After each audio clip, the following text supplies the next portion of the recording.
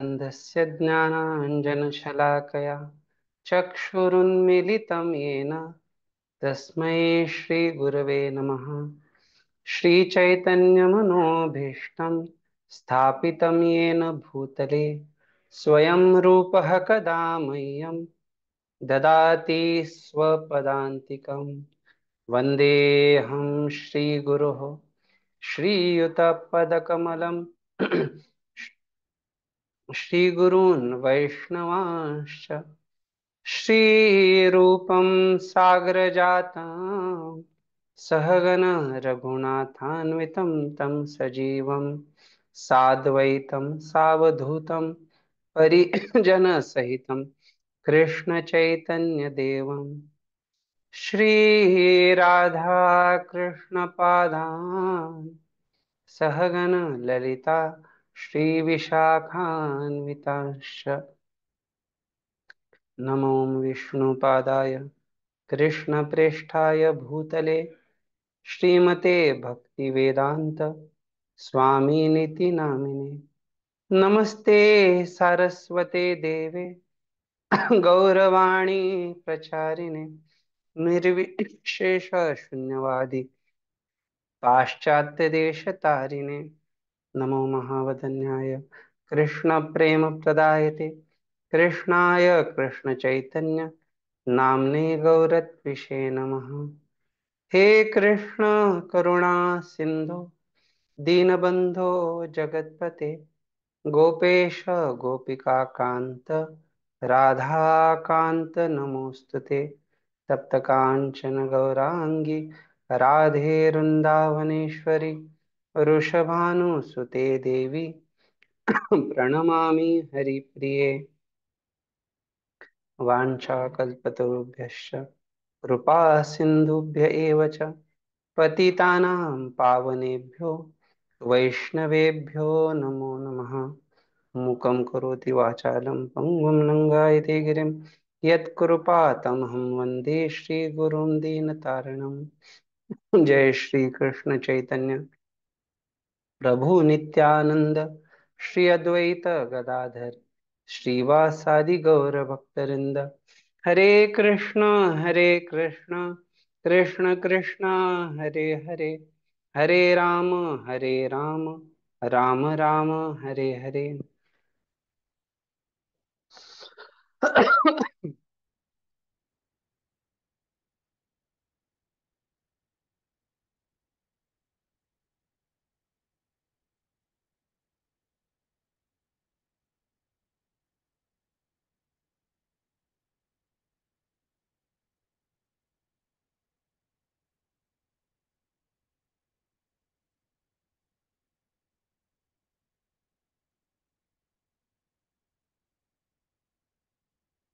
मंत्र 14।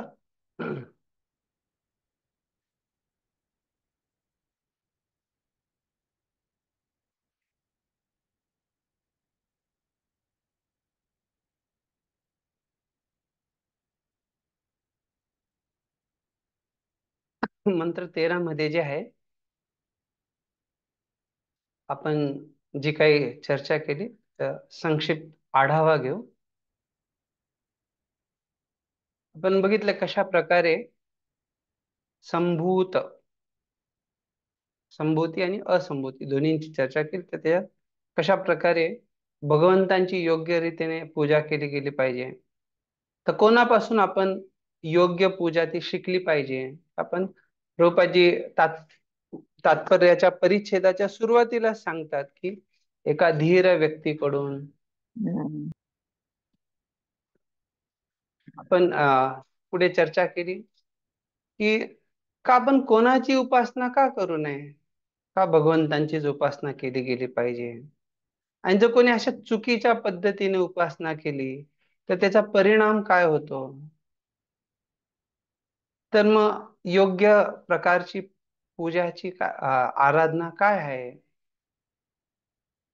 समाजसेवेबद्दल प्रभुपादजींनी खूप सुंदररित्या समजून सांगितलं आणि बरेचसे उदाहरणही प्रस्तुत केले कुठल्या प्रकारची पूजा जी योग्य पूजा आहे आणि त्याचे पुरावेही प्रस्तुत केले।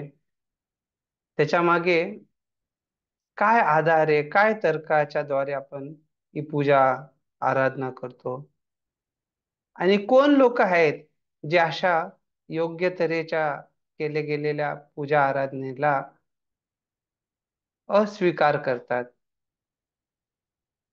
तर प्रभुपादजी स्पष्टीकरण देतात कशा प्रकारे आपल्याला भगवान श्रीकृष्णांची योग्य रीतीने पूजा केली पाहिजे आणि त्याचे लाभ काय आहेत आणि त्याच्यामुळे अ, आपण कशा प्रकारे परिपूर्णत्व प्राप्त करू शकतो त्याच्यावर प्रभुपादजी चर्चा करतात. तर आपण बघितलं कशा प्रकारे एक प्रमाणित जे गुरु शिष्य परंपरेत आलेले आचार्य आहेत त्यांच्याकडून आपण जाणून घेतलं पाहिजे आणि त्याच्यासाठी आपण सुंदर चर्चाही केली धीर व्यक्तीबद्दल गीतेच्या श्लोकाच्या आधारावर. मग आपण बघितलं की अशाच लोकांकडनं का आपण श्रवण केलं पाहिजे, कारण ते आपल्याला जे आहे जे नॉन वेदिक किंवा जे वेदांमध्ये नाही असं काही प्रस्तुत करत नाही आणि ते परंपरेत आलेले असतात आणि ते अर्जुनाचं अनुसरण करतात. तर त्याच्यावर पण आपण चर्चा केली कशा प्रकारे अर्जुनाचं अनुसरण केलं गेलं पाहिजे. तर आपण बघितलं का कोणाची पूजा करायची नाही, कारण बरेच लोक म्हणतात जसा जेवढे मार्ग तेवढे पंथ किंवा अशा प्रकारे खूप साऱ्या गोष्टी चर्चा होतात यतो मत ततोपत. तर हे जे आहे स्वयंनिर्मित जे गुरु आहेत अशा लोकांद्वारे असा प्रचार प्रसार केला जातो. हे कुठल्याही प्रमाणित वैदिक ग्रंथांमध्ये दिलेलं नाही आणि त्यामुळे प्रभुपादजी सुंदर उदाहरण देतात कशा प्रकारे जर आपण कलकत्त्याचं तिकीट काढलं तर मुंबईला कसं पोहोचणार किंवा मुंबईचं तिकीट काढून कलकत्त्याला पोहोचू शकतो का नाही.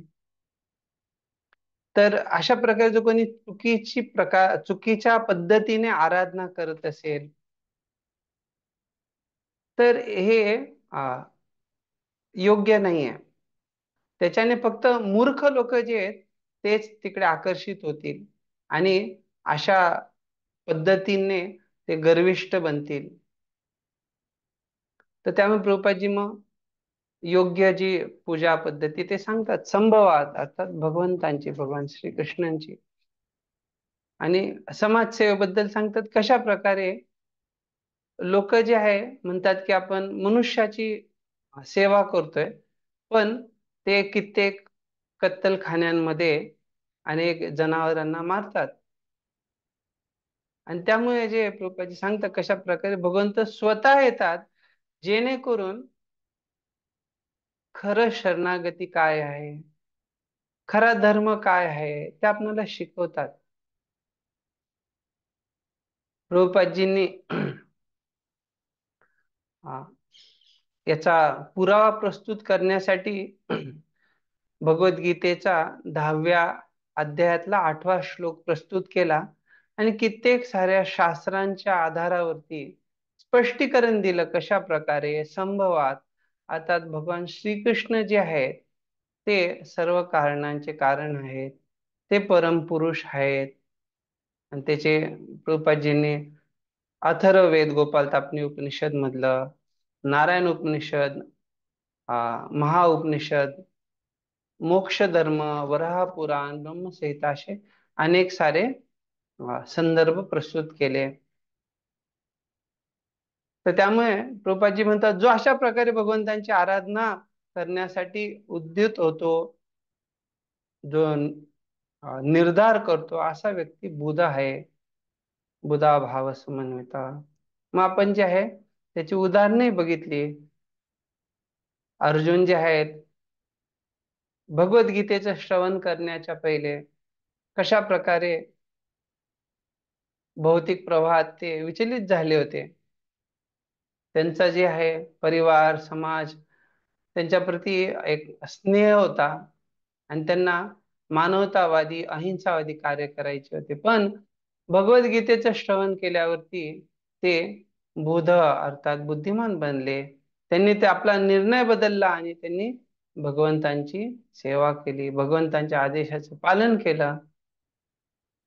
तर याच्या मागे काय तर्क आहे? तर प्रभुपादजी प्रस्तुत करता की कृष्ण हे संभूत आहेत, अर्थात जन्माद्यस्य यथा सांगत प्रभुपादजी स्पष्टीकरण देतात विस्तारित रूपाने.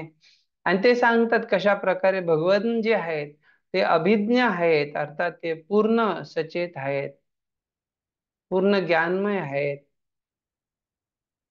त्यामुळे आपण जे आहे वृक्षाच्या मुळांना पाणी घातलं पाहिजे. प्रभुपादजी सांगतात कशा प्रकारे श्रीमद भागवतम जे आहे वेदांत सूत्रांचं स्वाभाविक भाष्य आहे. तर कोण लोक आहेत जे अशा प्रकारचे भगवंतांच्या आराधनेला अस्वीकार करतात?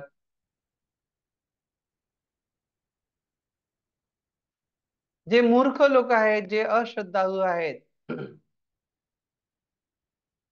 अगदी ते अं, गाढवाप्रमाणे आहेत.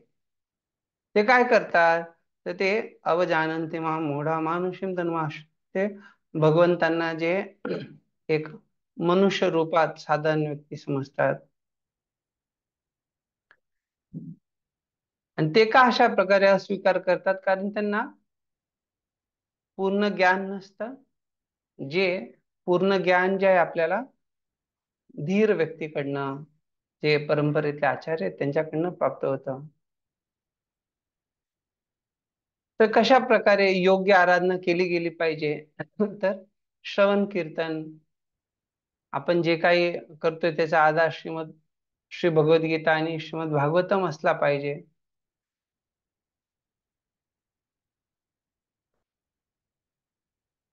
तर उपनिषदांमध्ये जे आहे, जे ज्ञान प्रस्तुत केलेलं आहे ते अप्रत्यक्ष आहे. पण भगवद्गीतेचं ज्ञान जे आहे, जे गीतोपनिषद आहे, त्याच्यात प्रत्यक्ष रीतीने सर्व सत्य उघड करण्यात आलेलं आहे. आणि प्रभुपादजी सांगतात की आपण भक्तांचा आश्रय घेतला पाहिजे.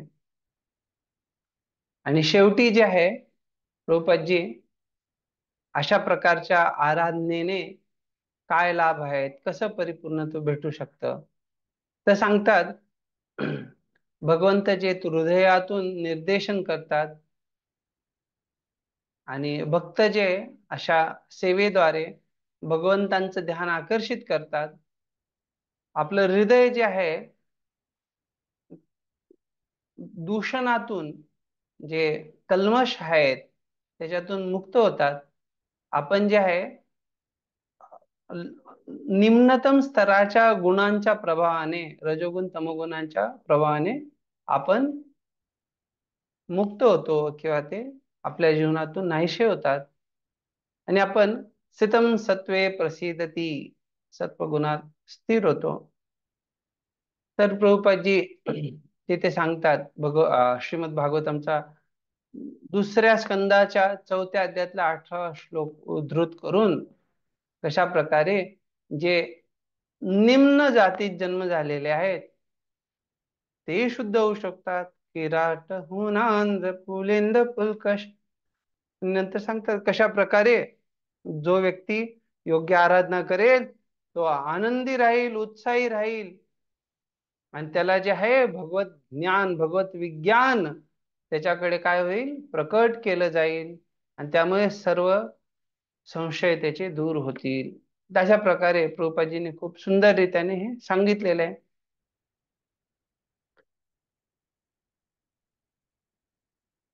आता आपण आज जे आहे मंत्र 14 ची चर्चा करणार आहोत.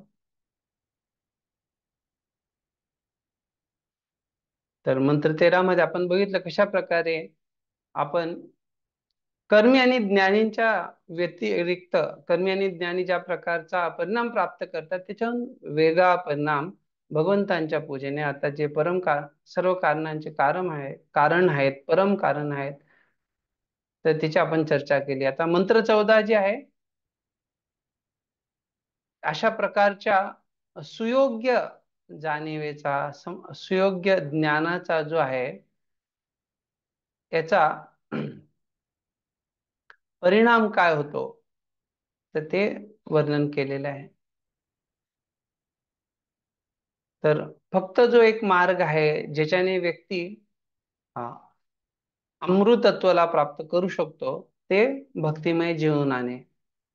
बाकी अन्य दुसरे काही वैज्ञानिक प्रयत्न असतील किंवा क्षणभंगूर व्यक्तीला समस्यातून मुक्त करण्याचे प्रयत्न असतील, त्याच्यातून व्यक्ती अशा प्रकारचं अमृतत्व प्राप्त करू शकत नाही. तर आपण या मंत्रामध्ये, मंत्र 14 मध्ये त्याची चर्चा करूयात. संभूतिं च विनाशं च यस्तद्वेदो भयं सः विनाशेन मृत्युं तीर्त्वा संभूत्यामृतम् अश्नुते.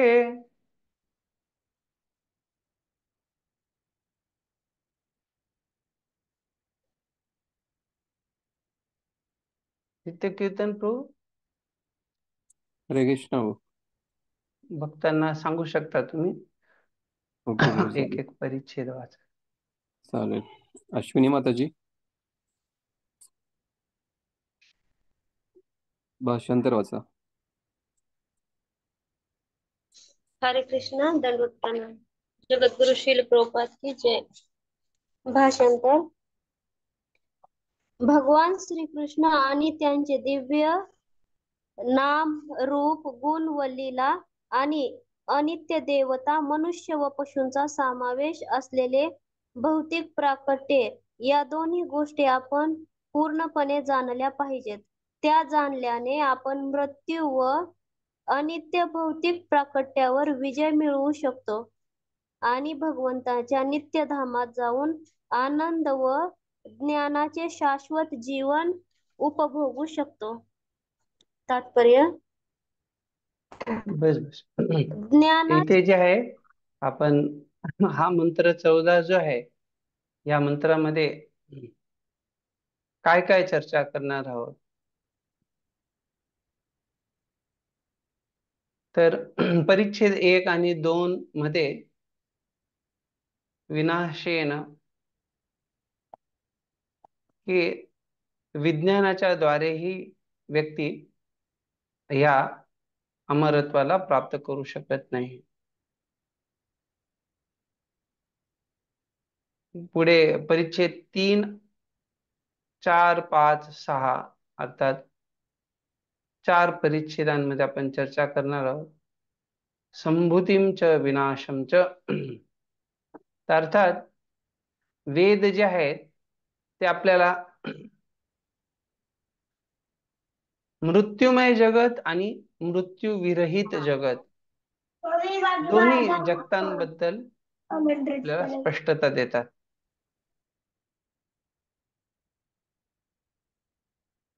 परिच्छेद 7, 8, 9 मध्ये आपण चर्चा करणार आहोत कशा प्रकारे संभूत्यामृतम अश्नुते, केवळ भगवंतांना शरणागत झाल्याने आपण जे आहे अमृतम अश्नुते, आपण मृत्यूला पार करून जाऊ शकतो. आणि शेवटचे जे 3 परिच्छेद आहेत 9, 10, 11, त्याच्यामध्ये आपण चर्चा करणार आहोत कशा प्रकारे आपल्याला ज्या काही चुकीच्या धारणा आहेत, जेव्हा आपण त्यांचा त्याग करू तेव्हा जे आपण अमृतत्वाला प्राप्त करू शकतो.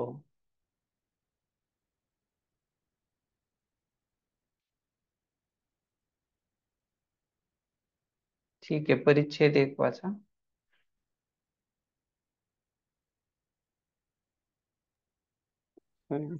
जयश्री माताजी.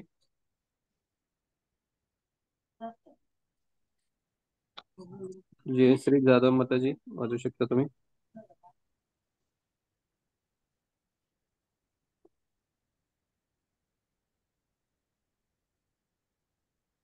हरे कृष्णा, दंडवत प्रणाम.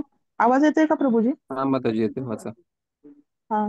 ज्ञानाच्या तथाकथित प्रगतीच्या नावावर मानवी संस्कृतीने अंतराळयाने व अणुऊर्जेसारख्या अनेक वस्तू निर्माण केल्या आहेत, तरी सुद्धा लोकांना मरावे लागणार नाही, जन्म घ्यावा लागणार नाही, वृद्ध व्हावे लागणार नाही, ही व्याधीग्रस्त व्हावे लागणार नाही, अशी परिस्थिती निर्माण करण्यास ही संस्कृती असमर्थ ठरली आहे. जेव्हा एक बुद्धिमान मनुष्य एका तथाकथित शास्त्रज्ञानासमोर वरील संबंधी प्रश्न विचारतो, तेव्हा तो चलाखीने उत्तर देतो की विज्ञान प्रगतीपथावर आहे आणि अखेर ते मृत्यू, म्हातारपण आणि रोगापासून मनुष्याची कायमची सुटका करणार. अशी उत्तरे शास्त्रज्ञाचे भौतिक जगाबद्दल असणारे घोर अज्ञानच दाखवितात. भौतिक प्रकृतीमध्ये प्रत्येक जण जडत्वाच्या कठोर नियमांनी बद्ध आहे. जन्म, वृद्धी, स्थिती, प्रजोत्पादन, क्षय आणि शेवटी मृत्यू या 6 अवस्थांतून प्रत्येकाला जावे लागते. भौतिक प्रकृतीच्या संसर्गात असलेल्या कोणताही जीव या परिवर्तनाच्या 6 नियमांचे उल्लंघन करू शकत नाही. म्हणून कोणीही मन, ती देवता असो, पशु किंवा वनस्पती असो, या भौतिक जगात चिरायू होऊ शकत नाही. तर इथे प्रभुपादजी खूप सुंदररित्या समजून सांगतायत कशा प्रकारे आज लोक विज्ञानाच्या आधारावर हे सगळे प्रयत्न करायचा प्रयत्नशील आहेत की आपण सर्व काही मृत्यूला पार करू वगैरे. जरी त्यांची अशी धारणा असली तरी त्यांचे प्रयत्न असफळ ठरलेले आहेत. सन 2000 पर्यंत वैज्ञानिक चर्चा करत होते की आम्ही जे रोबोट आहे त्याच्यामध्येही प्राण टाकू आणि ते माणसाच्या इच्छेनुसार ते जे सांगितलं ते सगळं काही करतील. तर अर्थात अशा काही त्यांच्या धारणा होत्या, पण ते काही समर्थ ठरले नाहीत. अर्थात सगळं ते अपयशी ठरले त्या बाबतीत. आणि प्रभुपादजी सांगतात कशा प्रकारे जीवनाच्या खऱ्या समस्यांना ते चलाखीने उत्तर देतात. अर्थात एक दिवस येईल की त्यावेळेस या सगळ्या समस्यांना आमच्याकडे समाधान राहील. पण तो एक दिवस कधी येईल तो जो शास्त्रज्ञ सांगतोय त्यालाही माहित नाही, कारण तोही मरणार आहे आणि दुसरे अन्य लोक त्यांनाही माहित नाही. पण वैदिक शास्त्र जे आहे ते स्पष्टपणे याचं स्पष्ट उत्तर देतात. तर अर्थात प्रभुपादजी सांगतायत अशी उत्तरं शास्त्रज्ञांचे भौतिक जगाबद्दल असणारे घोर अज्ञानच दाखवितात. तर अर्थात जरी असं वाटलं की ही लोक खूप बढाया मारतायत, खूप सारे आशा दाखवतायत, पण तरी जे बुद्धिमान लोक आहेत त्यांना समजतं की ह्या लोकांना जे आहे भौतिक जगाबद्दलही अज्ञानच आहे. त्यामुळे प्रभुपादजी सांगतात कशा प्रकारे भौतिक जगामध्ये 2 प्रकारचे परिवर्तन असतात. जे जीवित आहेत त्यांचे 6 परिवर्तन आणि जे जड पदार्थ आहे त्याचे 3 परिवर्तन. जसं जड पदार्थांचं आपण बघतो सृजन, पालन होतं, संहार होतो. त्या प्रकारे जीवित जे आहेत शरीरधारी त्यांच्यामध्ये जन्म, वृद्धी, स्थिती, प्रजोत्पादन, क्षय आणि शेवटी मृत्यू होतो. तर अर्थात या 6 अवस्थातून प्रत्येकाला जायला लागतं. ठीक आहे, पुढचा परिच्छेद वाचा.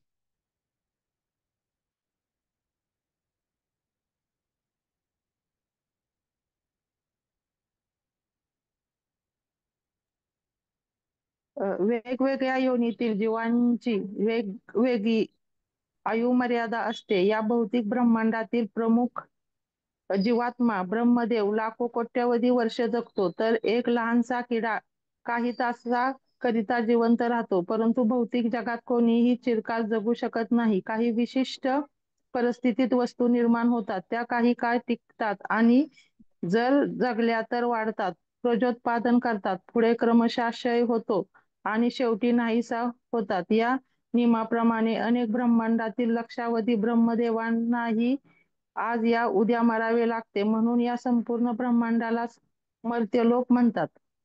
ते मर्त्यलोक का म्हणतात प्रभुपादांनी त्याचं विस्तारित स्पष्टीकरण दिलेले आहे. तर आपण जेव्हा बघतो की घड्याळाकडे बघितल्यावर आपल्याला वाटतं की घड्याळामुळे आपल्याला किंवा घड्याळ टाइम दाखवतो. पण आता घड्याळ काय करते, फक्त वेळेला ते प्रकट करतोय. वेळ तर ती चालूच आहे, आपण बघितली नाही बघितली. किंवा आपण बघतो कशा प्रकारे पूर्वी सीडी प्लेयर असायचे, किंवा आजकाल पेन ड्राईव्ह वगैरे चिप्स असतात. तर त्याच्यामध्ये काही एक वेगवेगळ्या प्रकारचं संगीत वगैरे साठवलं जातं. पण त्याला चालवण्यासाठीही एक मोबाईलची किंवा अन्य उपकरणांची गरज पडते. त्या प्रकारे आपण बघतो, जे काही आपण वातावरण आहे, ते वातावरण जे आहे ते जीवनाला निर्मिती करत नाहीये. ते फक्त त्याच्या प्रकटीकरणासाठी मदत करतं. आपल्याला हे समजणं खूप गरजेचं आहे की कशा प्रकारे ते जीवाचं कारण नाही, अर्थात जे जड तत्व आहे त्याच्यापासून जीवन येत नाहीये. तर हे आपल्याला समजणं गरजेचं आहे. आणि आपण निश्चित रूपाने बघतो कशा प्रकारे या सर्व जड ज्या गोष्टी आहेत त्या कालांतराने नाश पावतात.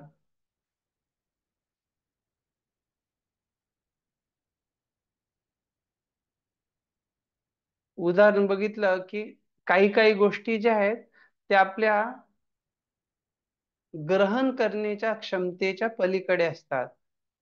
जसं एखादं छोटा जीव असेल, मायक्रोब वगैरे, तर त्याच्या जीवनात त्याचा कशा प्रकारे मृत्यू होतो ते आपल्याला समजणं कठीण आहे. तर त्यामुळे आपल्याला जर असं काही बघायचं असेल तर आपल्याला काहीतरी एक उपकरण घेऊन बसायला लागेल नेहमी. ते इथे त्यामुळे प्रभुपादी सांगतायत कशा प्रकारे या भौतिक जगामध्ये जे कोणीही चिरकाल जगू शकत नाही. का तर दुःखालयम अशाश्वतम, हे संपूर्ण ब्रह्मांड जे आहे ते अशाश्वत आहे. इथे शाश्वत रीतीने कोणी राहू शकत नाही, त्यामुळे त्याला मर्त्य लोक म्हटलेलं आहे. फक्त जे आहे भगवंतांचं धाम ते सनातन अक्षय आहे. पुढे वाचा.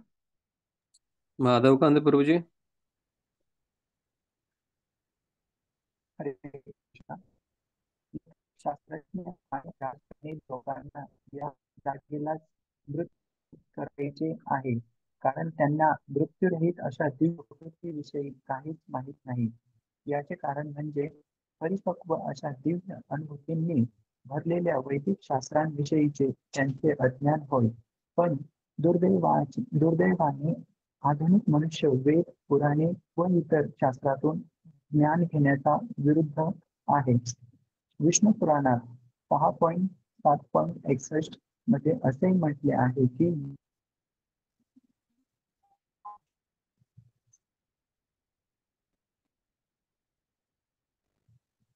विष्णू शक्ती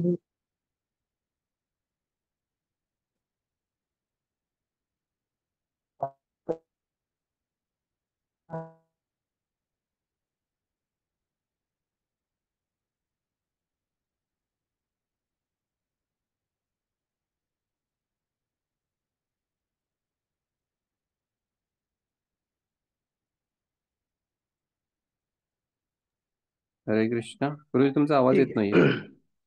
ठीक आहे, तर इथे जे आहे आपण बघू शकतो कशा प्रकारे स्पष्टता देण्यात आलेली आहे की लौकिक शास्त्रज्ञ आणि राजकारणी लोकांना. तर लौकिक शास्त्रज्ञ याच्यामुळे म्हटलंय कारण जर जे अलौकिक किंवा जे आध्यात्मिक शास्त्रज्ञ आहेत त्यांना या जागेला मृत्यूरहित नाही बनवायचं. का तर त्यांना माहिती आहे की ही जागा जी आहे अशा लोकांसाठी आहे जे मृत्यूला प्राप्त करणारच आहे. तर राजकारणी लोक तर बऱ्याचदा आपण बघतो कशा प्रकारे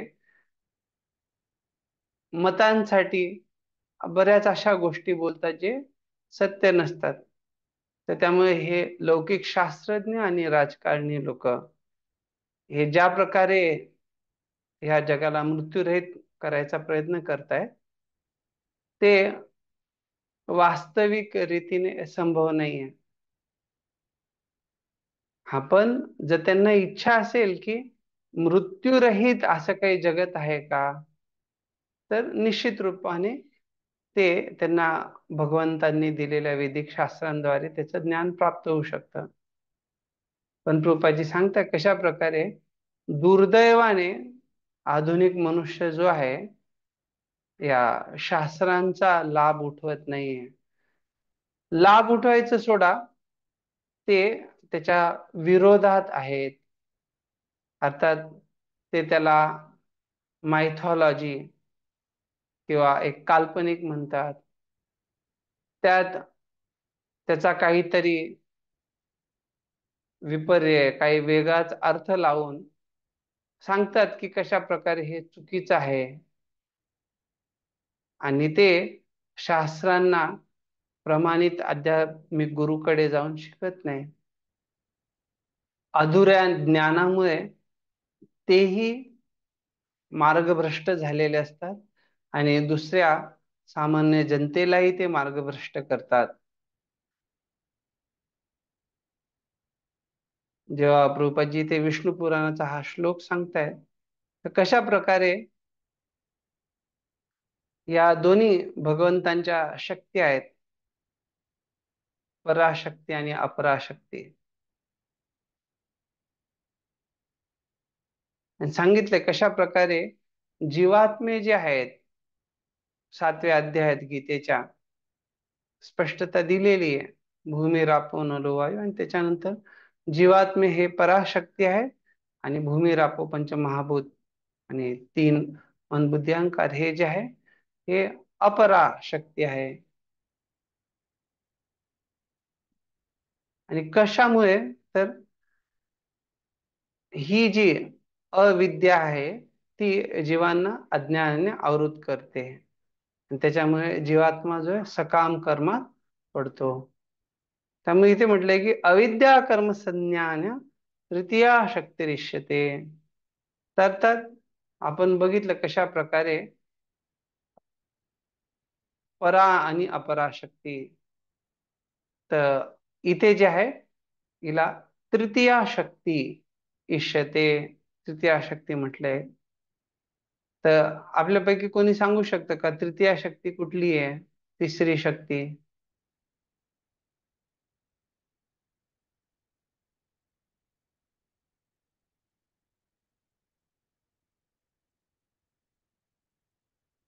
हरे कृष्ण. हम्म तटस्थ शक्ती. ते तर झालं ना की आपण बघितलं इथे की हे जीव जे आहेत, हा, जीवात्मे पराशक्ती आहेत पराशक्ती आहेत. हा, आणि ज्याच्यात ते गुंतून पडले आहेत ते अपराशक्ती आहे.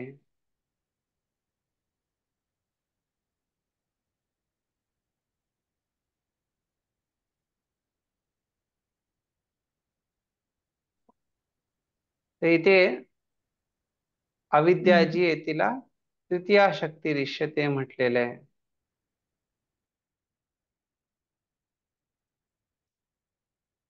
जी जीवात्म्याला सकाम कर्म करण्यास भाग पाडते. पुढे हेही सांगितले कशा प्रकारे भगवंतांचं जे धाम आहे ते सनातन आहे. तर भगवद्गीतेत 8व्या अध्यायाच्या 20व्या श्लोकामध्ये या धामाचे वरील प्रमाणे वर्णन केले आहे. हा पुढचा परिच्छेद वाचायला सांगा पुन्हा. रेखा माताजी. हरे कृष्ण माता प्रभुजी. सूर्य, चंद्र आणि शुक्रासहित ऊर्ध्व, मध्य आणि अध असे सर्व ग्रहलोक संपूर्ण ब्रह्मांडात विखुरलेले आहेत. ब्रह्मदेव जिवंत असेपर्यंत हे ग्रह अस्तित्वात राहतात, परंतु काही अधोलोक ब्रह्मदेवाचा एक दिवस संपला की नष्ट केले जातात. आणि दुसऱ्या दिवसाच्या सुरुवातीला पुन्हा निर्माण केले जातात. ऊर्ध्व लोकात काळाचे मोजमाप वेगळ्या रीतीने केले जाते.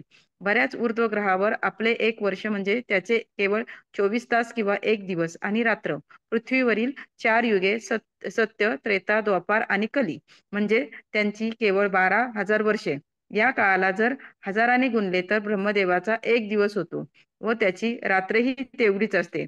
अशा दिवस रात्रीचे महिने वर्षे होतात. ब्रह्मदेव अशा 100 वर्ष जगतात. ब्रह्मदेवाच्या मृत्यूनंतर संपूर्ण सृष्टी नष्ट केली जाते. धन्यवाद. तर इथे आपण जी चर्चा केली, तुमच्यापैकी कोणी सांगू इच्छिता का की या 3 शक्तींची जी आपण चर्चा केली, कुठल्या कुठल्या 3 शक्ती आहेत? हरे कृष्ण प्रभुजी. हम्म. पराशक्ती, अपराशक्ती आणि अविद्याशक्ती. अविद्याशक्ती, हा बरोबर. नाही नाही नाही, अंतरंग जी आहे, शक्ती, बहिरंग शक्ती, तटस्थ हा, शक्ती.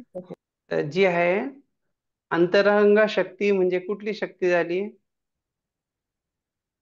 म्हणजे आध्यात्मिक जगातली पराशक्ती. पराशक्ती.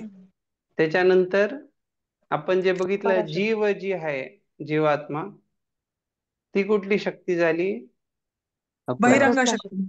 नाही, तटस्थ शक्ती. हा, आणि जी तटस्थ शक्ती. आपण तृतीय शक्ती, अविद्या, कर्मसंज्ञा, अर्थात जी अविद्या आहे, ती कुठली शक्ती झाली?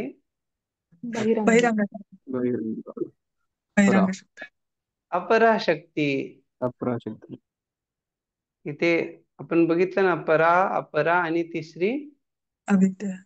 नाही नाही, जीवात्मा एक आहे, परा अपरा आहे, आणि अपरामध्ये ही अविद्या आली. अच्छा. अपरा अर्थात गौण शक्ती, जड जे भौतिक जगत आहे, या भौतिक जगामध्येच अविद्येमुळे जे आहे जीवात्मा सकाम कर्मात पडतो. तर ही अपरामध्ये अविद्या आली, जिला तृतीय शक्ती म्हटलेलं आहे. पहिली आहे पराप्रोक्ता, अर्थात भगवंतांची पराशक्ती. आणि जेव्हा म्हटलेलं क्षेत्रज्ञाख्या तथा परा, तर आता इथे आख्या किंवा असं म्हटलेलं जातं ना, ईशते किंवा संज्ञा, तर हे त्याच्या नावाने ओळखले जाते. तर भगवंतांची अंतरंगा शक्ती पराशक्ती झाली. क्षेत्रज्ञाख्या अर्थात क्षेत्रज्ञ किंवा जीवात्मा जी आहे, ती पण तटस्थ शक्ती आहे. तथा परा, तर ही झाली तटस्थ शक्ती. ही पण पराशक्तीच आहे, पण जोपर्यंत ते भगवंतांच्या पराशक्तीच्या अधीन नाही, तोपर्यंत आपण ते तटस्थ शक्ती, ही दुसरी शक्ती झाली. आणि अविद्या कर्म संज्ञा अन्या तृतीया शक्ती. तर ही संज्ञा की आता ही जी एक परिभाषा आहे, ही अविद्या त्याची तिसरी, आणि ती अपराशक्ती झाली. हा, अश्विनी माताजी बोला.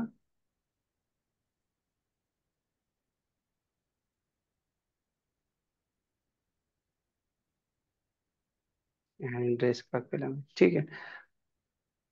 आता जे आपण वाचलं, तर इथे सांगितले कशा प्रकारे वरचे ग्रह असतील, मधल्या स्तराचे असतील किंवा खालच्या स्तराचे, हे सर्व जे ग्रह आहेत, हे संपूर्ण ब्रह्मांडामध्ये विखुरलेले आहे.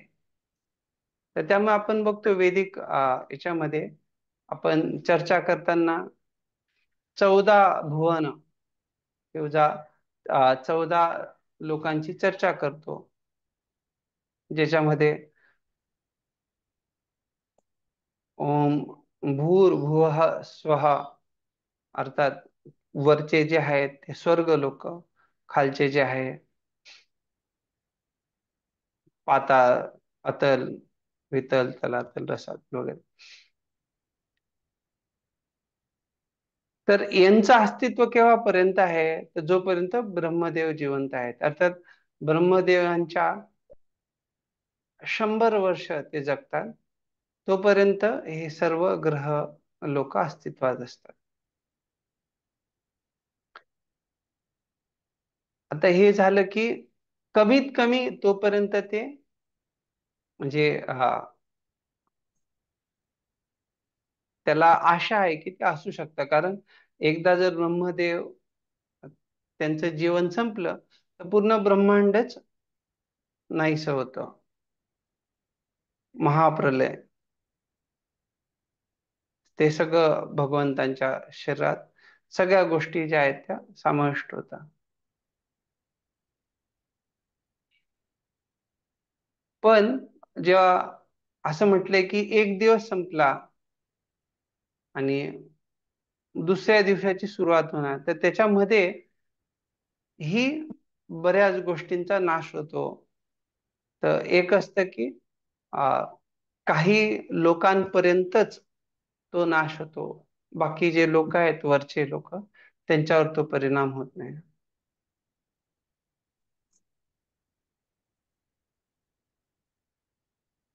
आणि बघितलं जातं की कशा प्रकारे अधोलोक ब्रह्मदेवांचा एक दिवस संपला की नष्ट केले जातात. तर अधोलोक अर्थात खालचे लोक, आणि दुसऱ्या दिवसाच्या सुरुवातीला पुन्हा ते निर्माण केले जातात. आणि ऊर्ध्व लोकाचं जे मोजमाप आहे ते वेगळं आहे. कसं आहे तर तिथलं एक वर्ष, आपलं एक वर्ष जे आहे ते त्यांचे केवळ 24 तास किंवा एक दिवस आणि रात्र. पृथ्वीवरचे 4 युग म्हणजे तिथली 12,000 वर्ष. आणि त्याची ह्या हिशोबाने आपल्याला त्याची मोजमाप आपण करू शकतो. इथे जो हिशोब सांगितलाय की एक वर्ष जे आहे ते त्यांचा केवळ एक दिवस रात्र आहे, आणि त्याच्या हिशोबाने आपण हे मोजू शकतो. आणि जेव्हा ह्या काळाला 12,000 वर्षाला हजाराने गुणले तो ब्रह्माजींचा एक दिवस होतो. सहस्रयुग पर्यंतम अहर्यद ब्रह्मणो विदुः रात्रीम युग सहस्रांते ते हो रात्र विदो जन. आणि तेवढीच त्यांची रात्र आहे 1,000.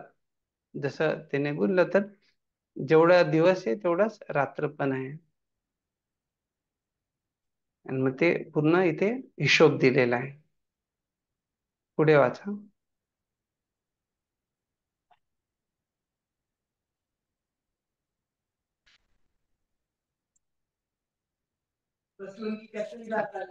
हरे कृष्ण प्रभूजी, वाचू का? वाचा वाचा. हरे कृष्ण. हा, ब्रह्मदेवाच्या रात्रीच्या वेळी सर्व जीव चंद्र सारख्या ऊर्ध्वग्रहावरचे निवासी, मर्त्यलोक किंवा पृथ्वीवरचे निवासी, तसेच अधोलोकातील निवासी प्रलय जलात विलीन होतात. या समयी सर्व योनीतील प्राणी मात्रांचे भौतिक देह नष्ट होत असले तरी जीव स्तरावर ते अस्तित्वात असतात. या अवस्थेला अव्यक्त म्हणतात. ज्यावेळी ब्रह्मदेवाच्या मृत्यूनंतर संपूर्ण ब्रह्मांड नष्ट केले जाते त्यावेळी पुन्हा एक अव्यक्त अवस्था अस्तित्वात येते. परंतु या दोन्ही अव्यक्त अवस्थांच्या पलीकडे आणखीन एक अव्यक्त अवस्था आहे, जिला दिव्य वातावरण किंवा प्रकृती म्हणतात. या वातावरणात मोठ्या संख्येने दिव्य ग्रह आढळतात आणि ब्रह्मदेवाच्या मृत्यूनंतर भौतिक ब्रह्मांडातील सर्व ग्रह जरी नष्ट झाले तरी ते ग्रह नित्य अस्तित्वात असतात. प्रत्येक ब्रह्मदेवाच्या आधिपत्याखाली एक ब्रह्मांड असते व अशी असंख्य ब्रह्मांडे आहेत. आणि या सर्व ब्रह्मदेवाच्या आधिपत्याखालील ब्रह्मदेवाची बेरीज केली तरी ते भगवंताच्या शक्तीचे केवळ 1/4 प्राकट्य होय. एक एक पाद विभूती ही अपराशक्ती आहे. ब्रह्मदेवाच्या अधिपत्यापलीकडे दिव्य प्रकृती आहे आणि जी 3/4 त्रिपाद विभूती आहे ही श्रेष्ठ किंवा पराप्रकृती आहे. हरे कृष्ण. तर आपण बघितलं 3 प्रकारच्या शक्ती, परा अपरा आणि क्षेत्रज्ञ किंवा जीव तटस्थ शक्ती. तर इथे परा आणि अपराचं मोजमाप सांगितलंय किती आहे. एक पाद अर्थात ती झाली अपरा प्रकृती, आणि 3 पाद ती झाली पराप्रकृती. जे आपण चर्चा केली की कुठले ग्रह जे आहे प्रलय जलात विलीन होतात, तर इथे दिलेलं आहे जीव. सूर्य चंद्रासारख्या ऊर्ध्वग्रहाचे निवासी, मर्त्यलोक किंवा पृथ्वीचे निवासी, तसेच अधोलोकातील निवासी हे सर्व ब्रह्माजींच्या रात्रीच्या वेळेस प्रलय जलात विलीन होतात. पण सूर्य चंद्राच्या वरती जे ऊर्ध्व लोक आहे त्यांचा प्रलय जलात ते विलीन होत नाही.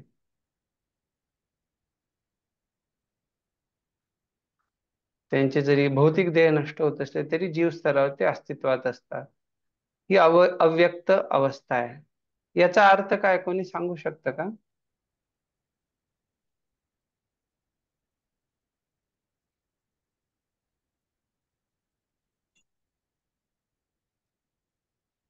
हरे कृष्ण प्रभूजी. हम्म. अव्यक्त अवस्था म्हणजे ज्यावेळेस आपले देह नष्ट होतो त्यावेळेस ही सृष्टी नष्ट होती, पण परत ज्यावेळेस सृष्टी निर्माण करतात त्यावेळेस मग ते आपले अव्यक्त परत त्या देहामध्ये गेले की मग परत व्यक्त होते. मग ज्यावेळेस जोपर्यंत शरीर मिळत नाही तोपर्यंत ती अव्यक्त असते असं वाटतंय. धन्यवाद. तर अर्थात आपल्याला इथे समजलं पाहिजे, जेव्हा जीवात्मा जो आहे त्याच्याकडे ती सुविधा नाहीये, जसं प्रोजी म्हटले शरीर नाहीये, तर तो व्यक्त करू शकत नाही. अर्थात त्याच्या ज्या सुप्त इच्छा आहेत, त्याची जी मानसिकता आहे, त्याची जी धारणा आहे, त्याची जी भोग करण्याची इच्छा आहे, त्या सर्व गोष्टी ज्या आहेत त्या काही काळासाठी फक्त एक डॉर्मंट अवस्थेत राहतात, सुप्त अवस्थेमध्ये त्या राहतात. आणि पुन्हा जेव्हा त्या प्रकारची संधी दिली जाते तर त्यावेळेस पुन्हा ते व्यक्त स्वरूपात येतात. तर इथे वेगवेगळ्या अव्यक्त अवस्थांची चर्चा आहे. जसं एक रात्रीच्या वेळेस ब्रह्माजींच्या रात्रीच्या वेळेस एक अव्यक्त अवस्था, ब्रह्माजींच्या मृत्यूनंतर जे आहे तेव्हाची एक अव्यक्त अवस्था. आणि प्रभुपादजी ते सांगतायत की या दोन्ही अव्यक्त अवस्थांपेक्षा पलीकडे, यांच्याहून पलीकडे जे आहे आणखी एक अव्यक्त अवस्था आहे जिला दिव्य वातावरण किंवा प्रकृती म्हणतात. अर्थात इथे श्लोक पण दिलाय भगवान प्रभुपादजींनी, परस्तस्मास्तु भावोन्यो अव्यक्तो भावन्यो व्यक्तो अव्यक्तात सनातन. अर्थात इथे स्पष्टतेने सांगितलंय कशा प्रकारे भगवंतांचं जे धाम आहे ते सनातन आहे आणि त्या सनातन धामामध्ये जे आहे ही प्रकृती हिला अव्यक्त म्हटलेलं आहे. ते आपण समजू शकतो अव्यक्त किंवा अप्रकट अवस्था अशी आहे ती.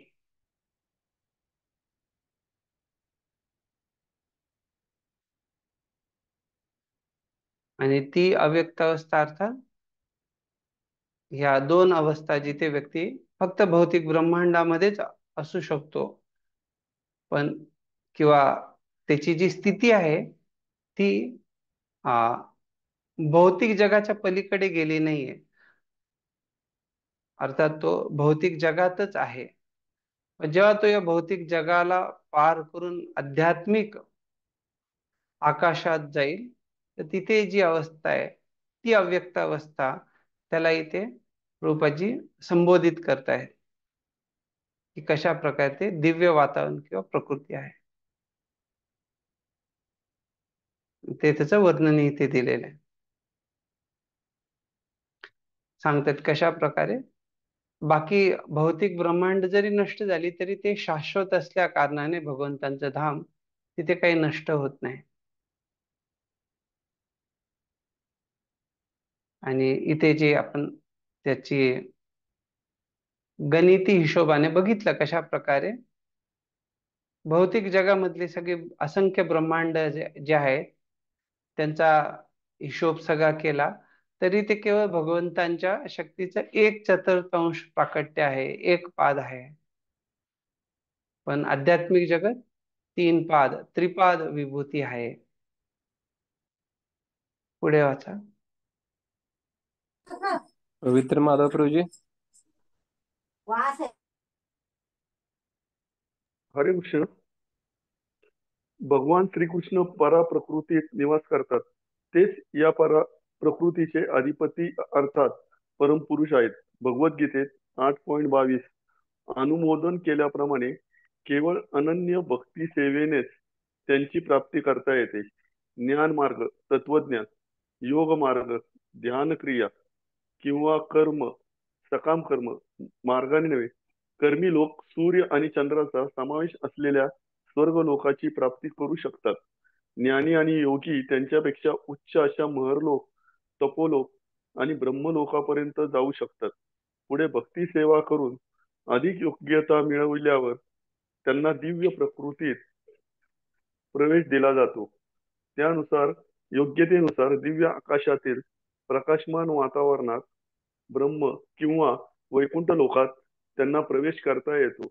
परंतु एक गोष्ट मात्र निश्चित आहे की भक्ती सेवेचे प्रशिक्षण घेतल्याशिवाय कोणालाही दिव्य वैकुंठ लोकात प्रवेश करता येत नाही.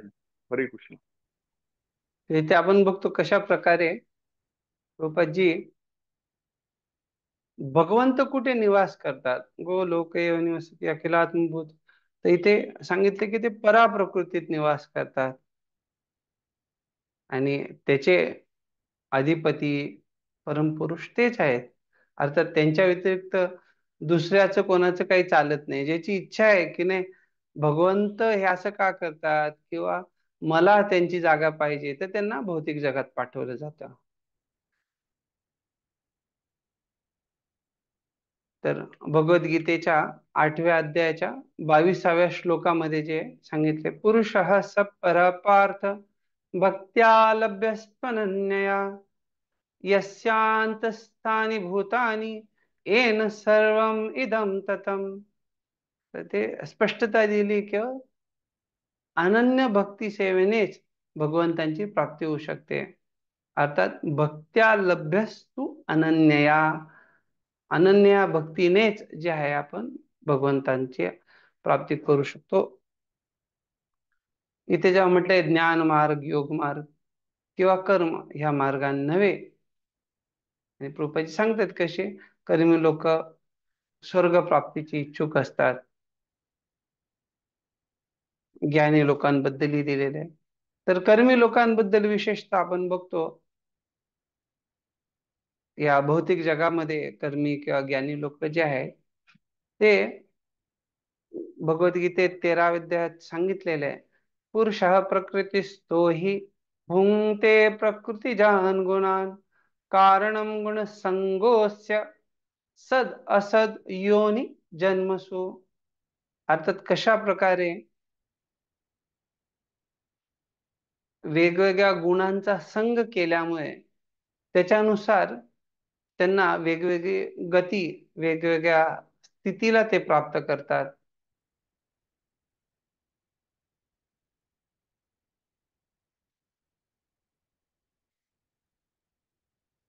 तर हे दोन्हींबद्दल हे स्पष्टता आहे, कर्मी लोक आणि ज्ञानी लोक.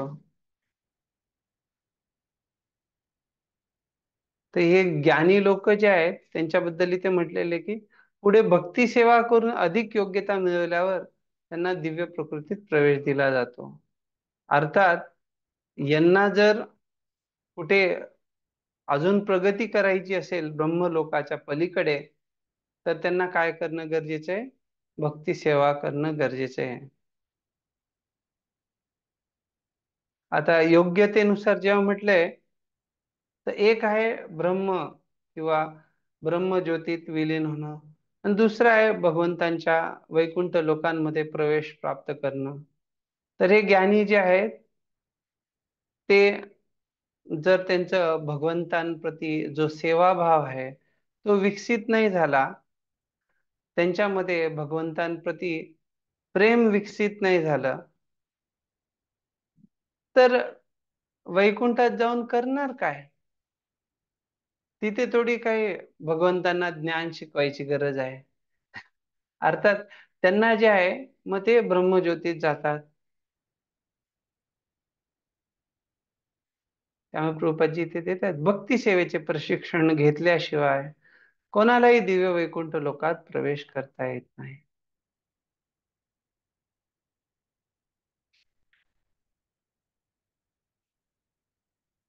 बऱ्याचदा जीवात्मा जेव्हा, जसं इथे म्हटले, आपण चर्चा केली श्लोक, भुंगते प्रकृती जान म्हणून, तो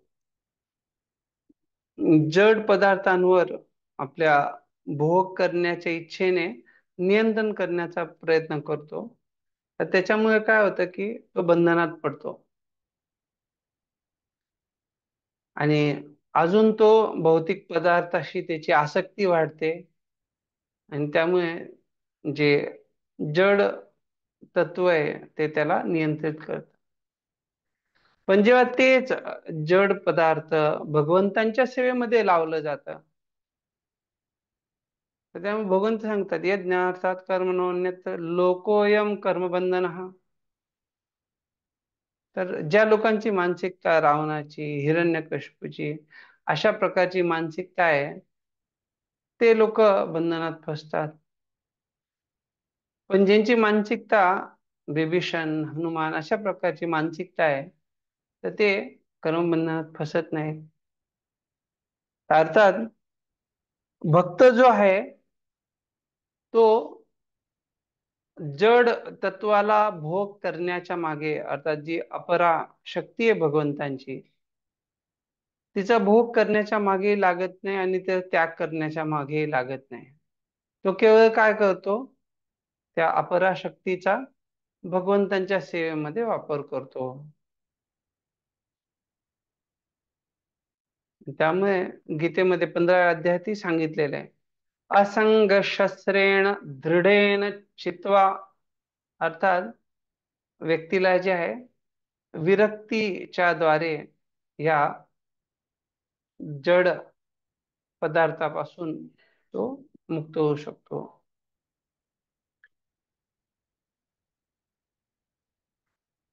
तर कोणी म्हणू शकतं की का अशा प्रकारे जर विरक्ती आली तर निश्चित रूपाने आपण भगवत धामात जाऊ का? पण विरक्ती ही कशासाठी आहे की आपण या जड तत्वाला आसक्त व्हायला नको.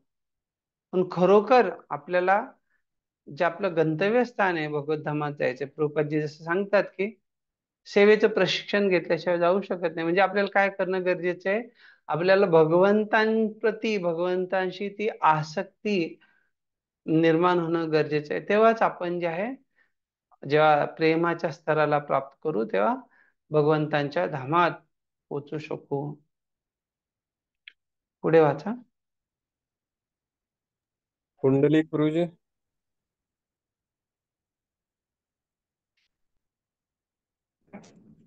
हरे कृष्ण प्रभूजी, दंडवत. भौतिक ग्रहामध्ये ब्रह्मदेवापासून ते मुंगीपर्यंत प्रत्येक जण भौतिक प्रकृतीवर प्रभुत्व गाजवण्याचा प्रयत्न करीत असतो व हाच भौतिक रोग आहे. जोपर्यंत हा भवरोग असतो तोपर्यंत जीवात्म्याला देहांतराच्या प्रक्रियेत भाग घ्यावा लागतो. त्याला मनुष्याचे, देवतेचे किंवा पशुचे असे कोणाचेही शरीर मिळाले तरी ब्रह्मदेवाच्या रात्रीनंतर व त्यांच्या जीवनाच्या अंती असे जे 2 प्रलय होतात, या प्रलयाच्या वेळी जीवात्म्यांना अप्रकट अवस्थेत राहावे लागते. जन्म मृत्यूचे चक्र व त्यांच्या अनुषंगाने येणारे वृद्धत्व व रोग यांना जर आपल्याला समाप्त करायचे असेल तर आपण दिव्य ग्रहावर प्रवेश मिळविण्यासाठी प्रयत्न करायला हवा.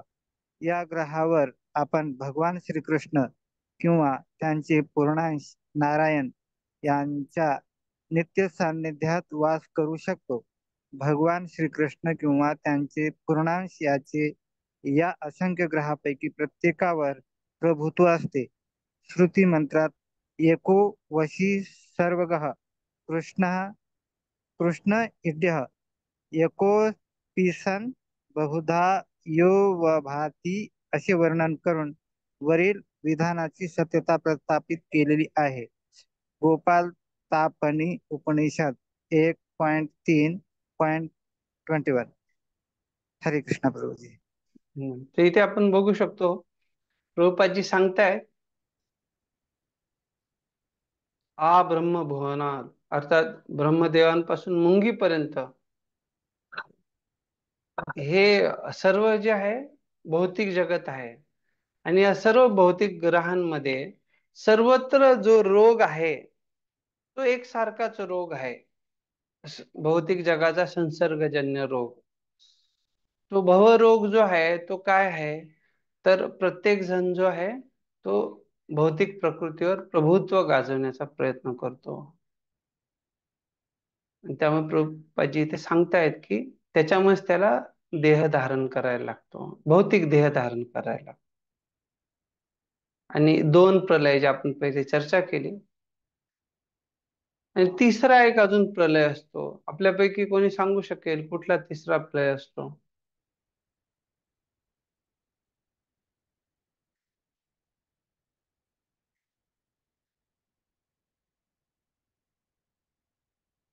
तर त्याला म्हणतात आत्यंतिक प्रलय.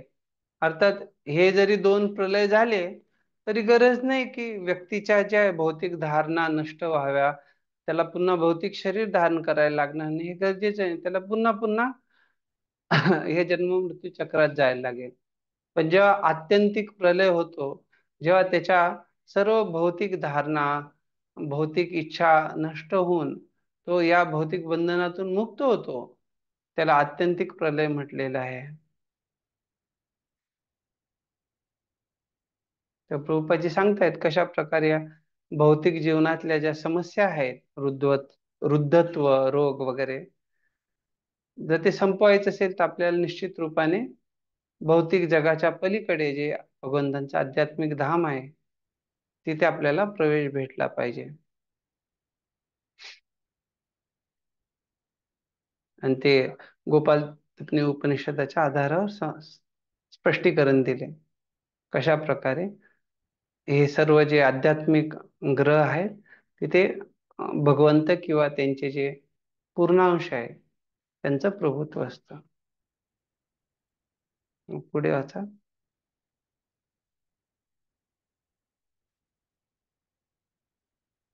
रोहिणी माताजी.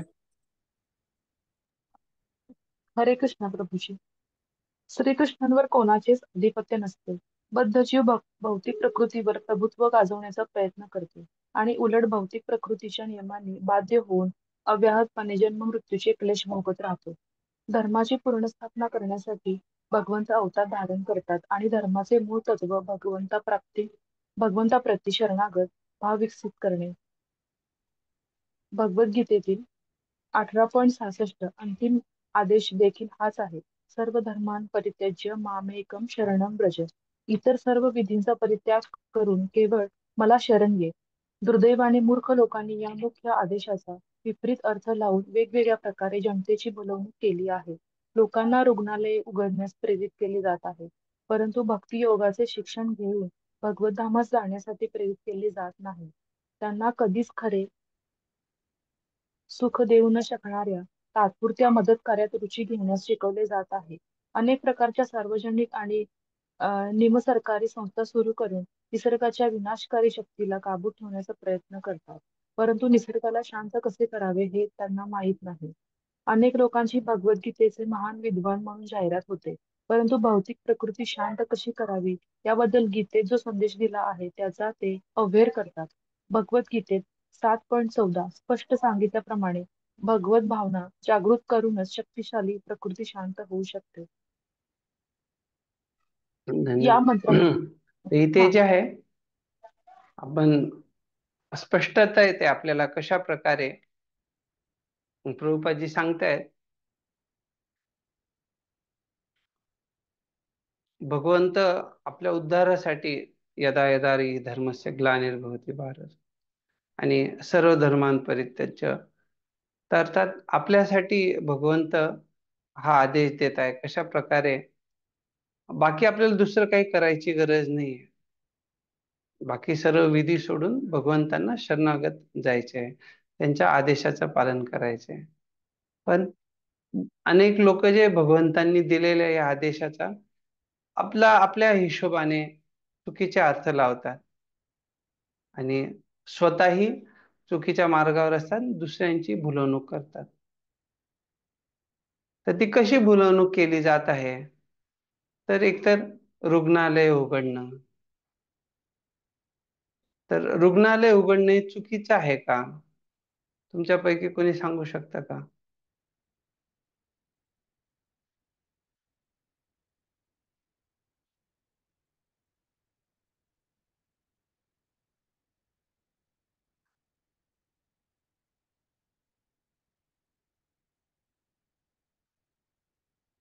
इथे हे का म्हटलेलं आहे, रुग्णालय उघडण्यास प्रेरित केले जात आहे?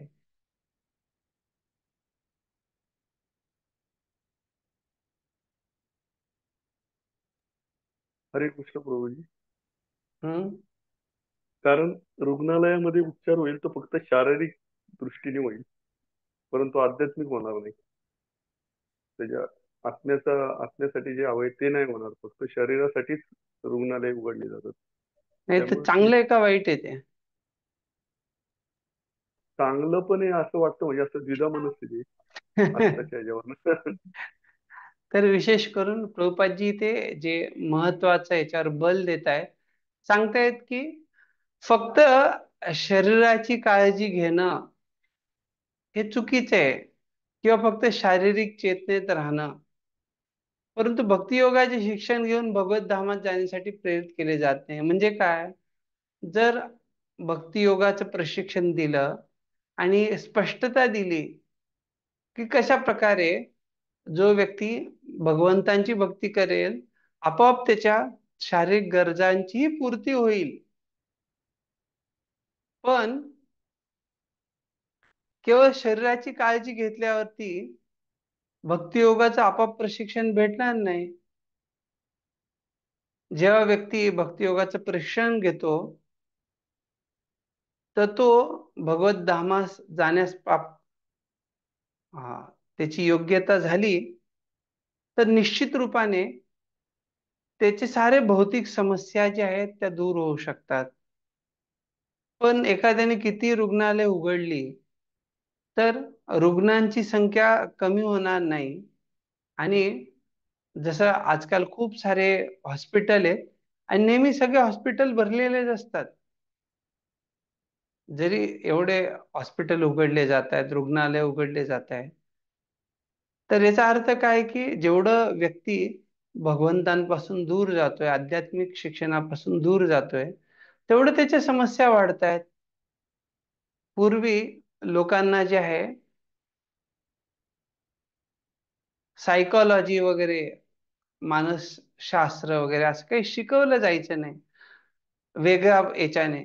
फक्त ते रामायण महाभारत कथा ऐकायचे आणि आपोआप त्यांना हे सगळे गोष्टी समजायच्या आणि त्यांना मानसिक रोग वगैरे त्या प्रकारचे नसायचे जे आजच्या समाजात बघितले जातात. खूप सारे विचित्र आणि खूप प्रकारचे मानसिक रोग आहेत लोकांना आणि ते रोग वाढतच चाललेत आणि त्याच्यासाठी त्यांच्याकडे कुठलंच समाधान नाहीये. कमीत कमी शरीरासाठी ते काहीतरी करतात, पण मानसिक रोगासाठी काही समाधान नाहीये. हे निश्चित रूपाने काय दाखवतं की हे रुग्णालय उघडण्याला ज्या प्रकारे प्रेरित केलं जातंय त्याच्याहून कितीतरी पटीने जास्त भक्ती योगाच्या शिक्षणासाठी प्रेरित केलं गेलं पाहिजे. हे रुग्णालय नाही उघडली तर काही फरक पडणार नाही, पण जेव्हा भक्ती योगाचं प्रशिक्षण दिलं जात नाही तर आपण बघतो की लोक कशा प्रकारे जीवनात त्रस्त आहेत. ते कशा प्रकारे त्यांच्याकडे जेवढं संसाधन, जेवढ्या गोष्टी उपलब्ध आहेत त्या अनेक लोकांना ते वापरू शकतात आणि सर्व लोक आनंदाने जगू शकतात. पण जेवढं त्यांच्याकडे त्यांच्यातही ते संतुष्ट नाही आणि अजून त्यांना भरपूर प्राप्त करण्यासाठी ते अहो रात्र कष्ट करतायत, दिवस रात्र ते कष्टात लागलेले आहेत. तर अर्थात त्यामुळे प्रभुपादजी ते स्पष्टीकरण देत आहेत की हा, हे सगळ्यात महत्वाची गरज आहे. हे अशा तात्पुरत्या ज्या सामाजिक कार्य आहेत, मदत कार्य आहेत, ह्यामध्ये रुची घ्यायपेक्षा जे शाश्वत मदत आहे, जे खरं कल्याण आहे त्याच्यासाठी प्रेरणा दिली गेली पाहिजे. आता इथे तुमच्यापैकी कोणीतरी सांगू शकतं का, हे प्रभुपाजी काय सांगतायत इथे, की निसर्गाच्या विनाशकारी शक्तीला काबूत ठेवण्याचा प्रयत्न करतात या सार्वजनिक आणि निमसरकारी संस्थांद्वारे, आणि त्यांना निसर्गाला शांत कसे करावे हेच त्यांना माहिती आहे. कोणी सांगू शकता का हे काय चर्चा केली जात आहे?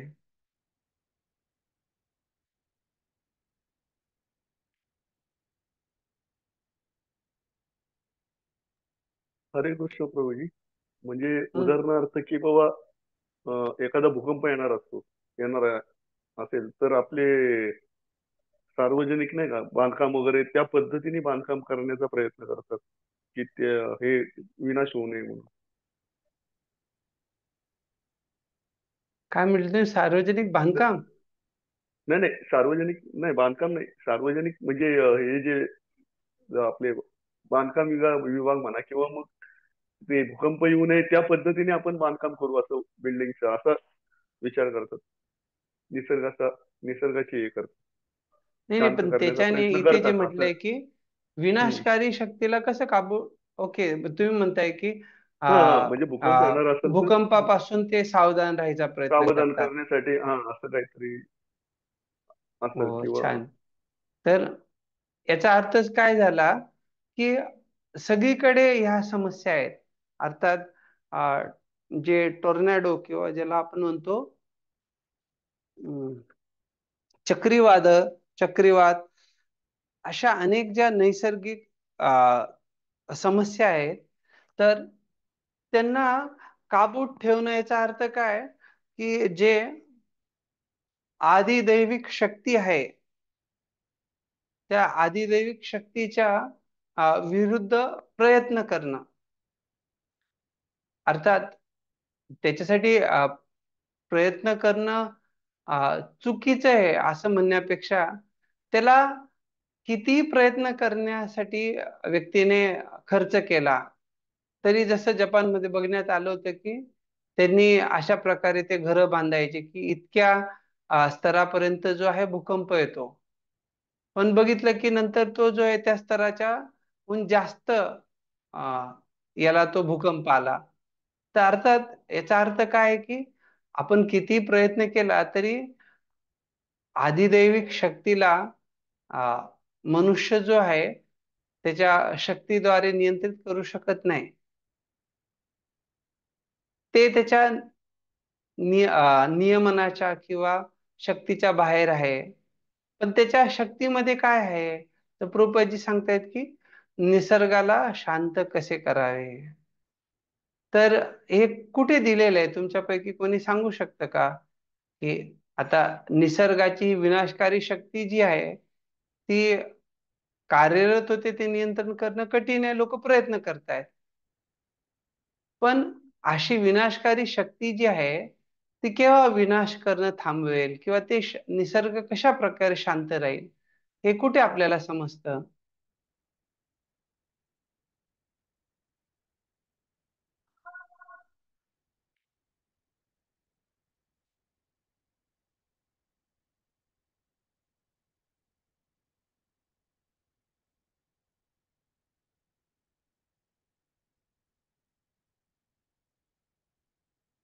ठीक आहे, इथेच उत्तर दिलेलं आहे, काय हरकत नाही, मी विचारलं फक्त.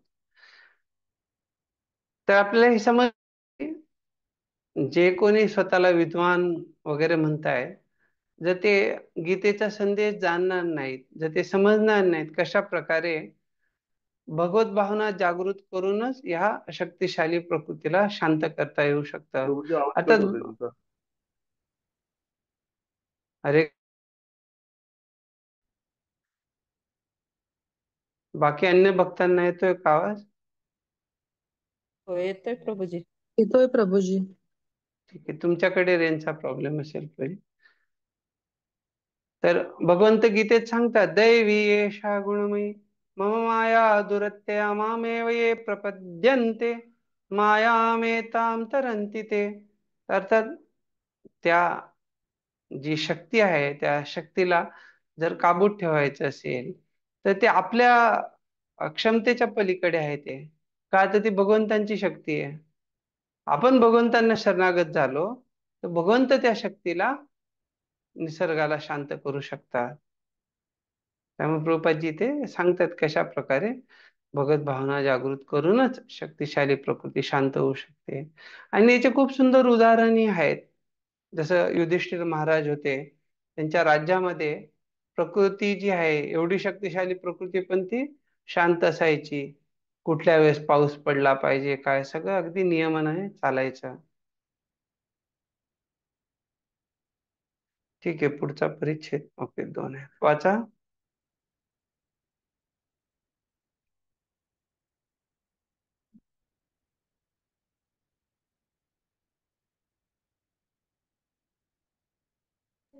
सद्गुण चित्रा माताजी.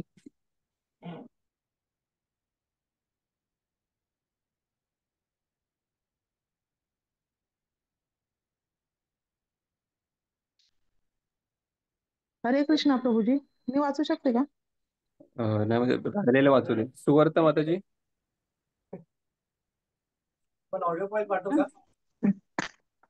या ग्रंथातून श्री ईशोपनिषदाची अशी शिकवण आहे की आपण संभूती पूर्ण पुरुषोत्तम भगवान आणि विनाश अनित्य भौतिक सृष्टी या दोन्ही गोष्टी एकाच वेळी माहीत करून घेतल्या पाहिजेत.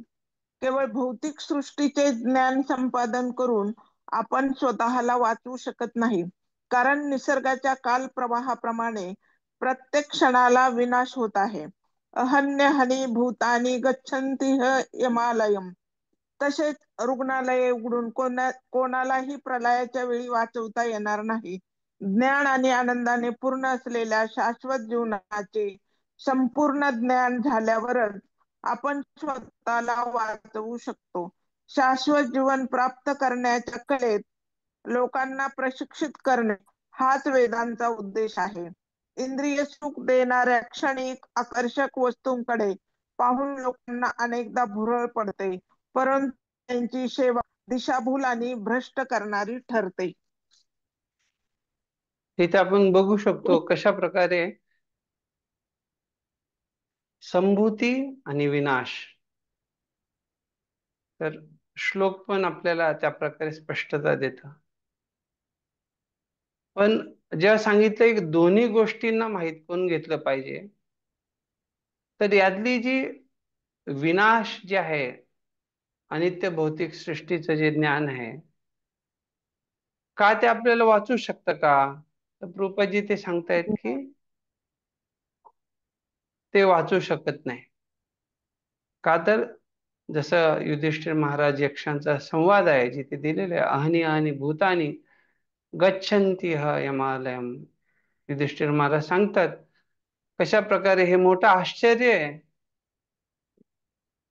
क्षणोक्षणी लोक दिसतात की कोणतरी मृत्यूला प्राप्त होत आहे, पण व्यक्तीला वाटतं की अरे मला मृत्यू येणार नाही.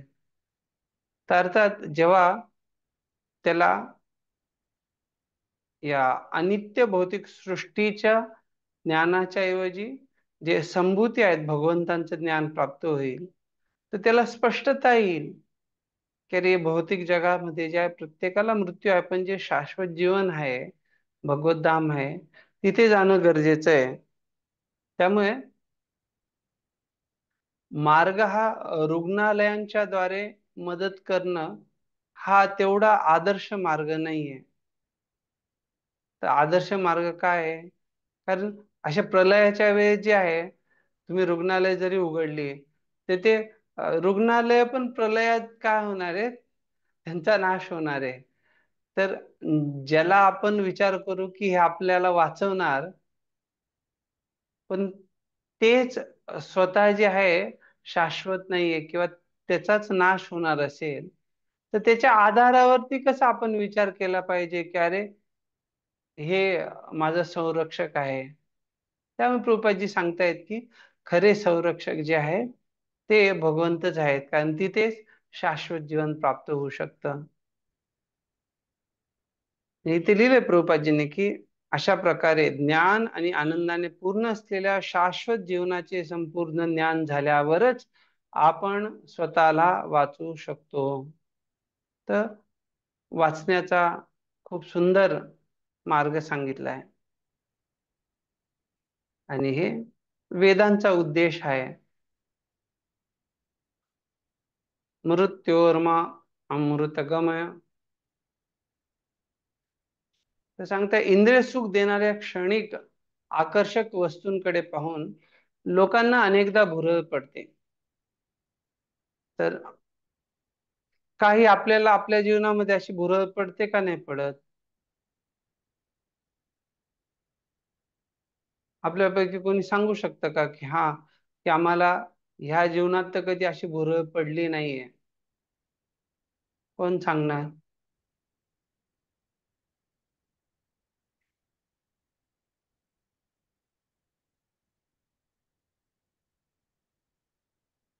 कोणतरी हात वर करून सांगू शकतो?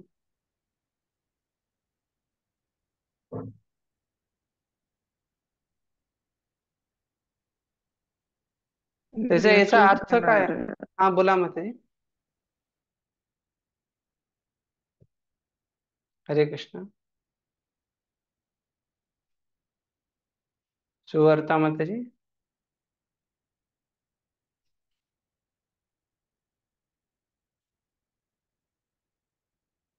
तर याचा अर्थ काय आहे? याचा अर्थ हाच आहे की व्यक्तीला अशा प्रकारची भुरळ पडते. आणि ती का पडते? कारण समाजामध्ये जे आहे या इंद्रिय विषयांच्या सेवेला खूप जोर देण्यात आलेला आहे. ते कुठल्याही प्रकारचं विज्ञापन असेल, कुठल्याही प्रकारच्या चर्चा असतील, कुठल्याही प्रकारच्या वेगवेगळे सभा जिथे असेल, सगळीकडे लोकांना इंद्रिय विषयीच्या सेवेमध्ये प्रवृत्त केलं जातंय आणि त्यामुळे लोक त्यांची दिशाभूल होते आणि ते मार्गभ्रष्ट होत आहेत. पण जेव्हा वैदिक सभ्यता प्रदान केली जाते, जिथे वेदांचा सार प्रस्तुत करून आध्यात्मिक जगात भगवंतांच्या बरोबरचा आपला जो शाश्वत संबंध आहे त्याला पुनर्स्थापित करून भगवत भक्तीमध्ये लागण्यासाठी प्रेरणा दिली जाते, तीच खरोखर योग्य दिशा आहे. नाहीतर जो व्यक्ती आपल्या जीवनामध्ये भगवंतांची प्रेमभक्ती प्राप्त करू शकत नसेल, त्या मनुष्य जीवनाचा काय फायदा आहे?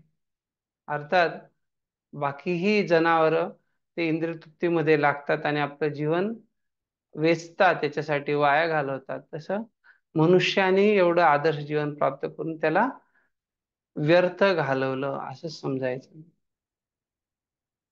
शेवटचा परिचय. तिलोत्तमा माताजी.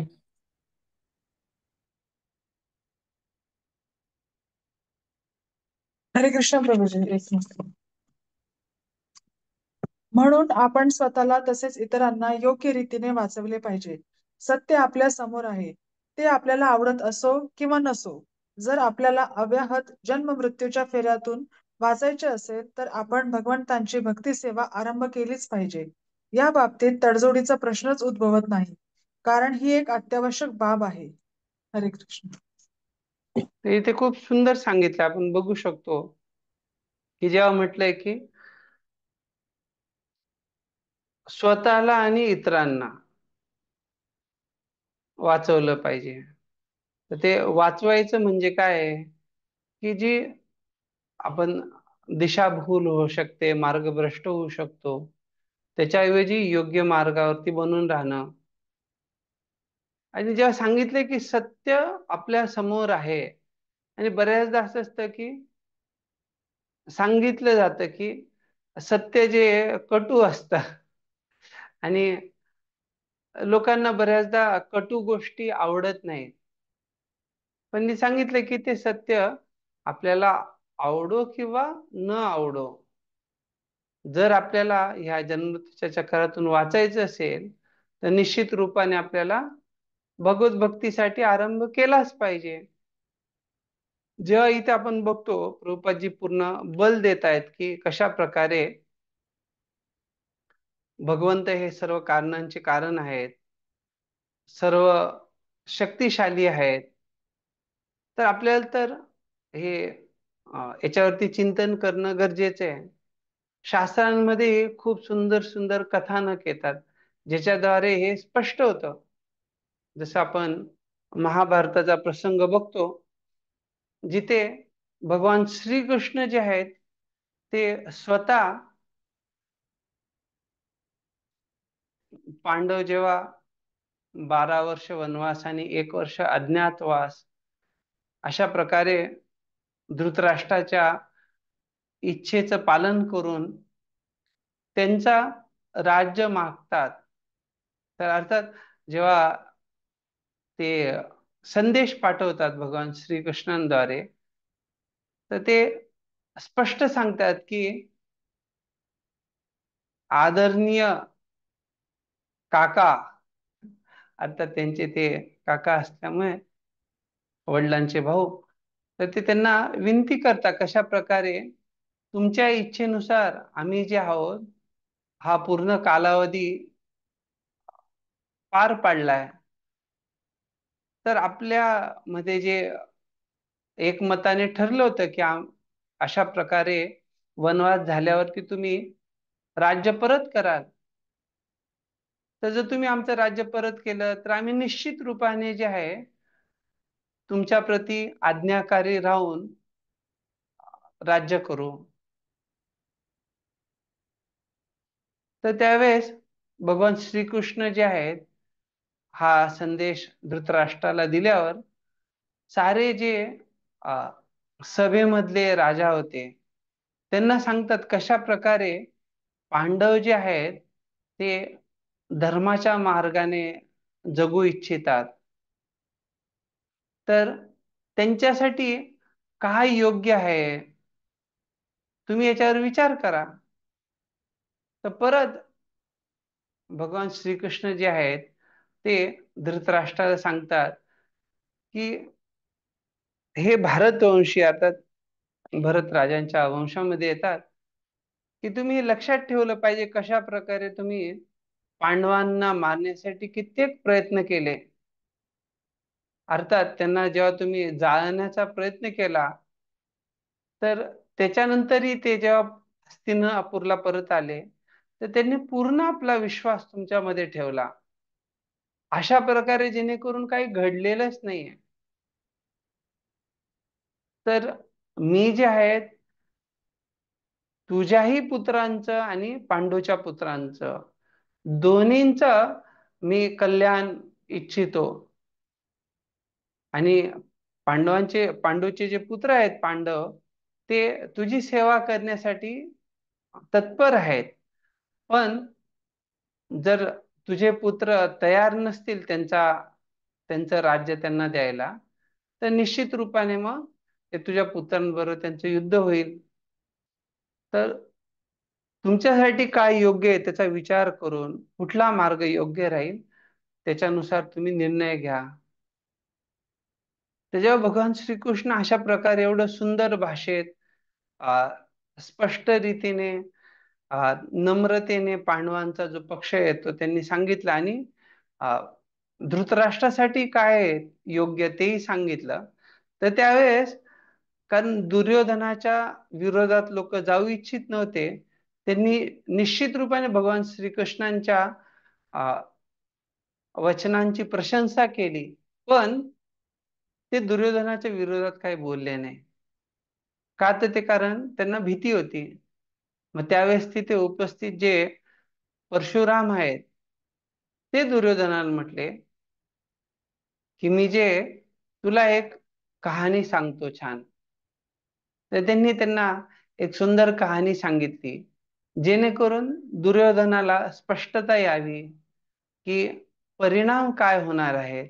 आता जे आपण चर्चा करतोय संभूती, जर त्याचं पालन नाही केलं आपण तर काय होणार, तर ते अगदी छोट्या कहाणीद्वारे आपण समजू शकतो. तर परशुराम सांगतात की एकदा एक मोठा प्रसिद्ध राजा होता ज्याचं नाव होतं दंभोद्भव, आणि हा पूर्ण पृथ्वीचा सम्राट होता. दररोज सकाळी उठल्यावरती तो ब्राह्मणांना क्षत्रियांना बोलवायचा आणि त्यांच्याकडे तो जिज्ञासा करायचा,